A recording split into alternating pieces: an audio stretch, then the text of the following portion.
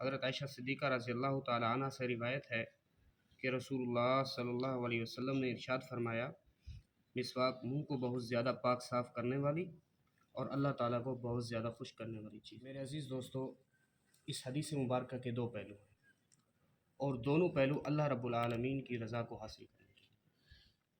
پہلا پہلو اس کے اندر یہ ہے کہ مسواک منہ کی بدبو کو صاف کرتی ہے، منہ کی بدبو کو دور کرتی ہے، منہ کے جراثیموں کو دور کرتی ہے، اور جب ہم کسی دوسرے بھائی سے بات کرتے ہیں اس کو منہ کی بدبو نہیں پہنچتی۔ ایک پہلو تو اس کا یہ ہے۔ دوسرا پہلو یہ ہے کہ اللہ رب العالمین کی رضا اس سے حاصل ہوگی، اور اللہ رب العالمین کی جس انسان کو رضا حاصل ہو جائے اس سے بڑا انعام اس کے لیے کیا ہے۔ ایک اور جگہ پہ آتا ہے کہ جو شخص مسواک کا اہتمام کرتا ہے اللہ رب العالمین اس کا خاتمہ ایمان پہ کریں گے۔ سب کہتے ہیں سبحان اللہ۔ جس کا خاتمہ ایمان پہ ہو جائے اس سے بڑھ کر اور کیا بڑا انعام ہو سکتا ہے۔ لہٰذا مسواک کا اہتمام کرنا ہے، اہتمام کریں گے انشاءاللہ۔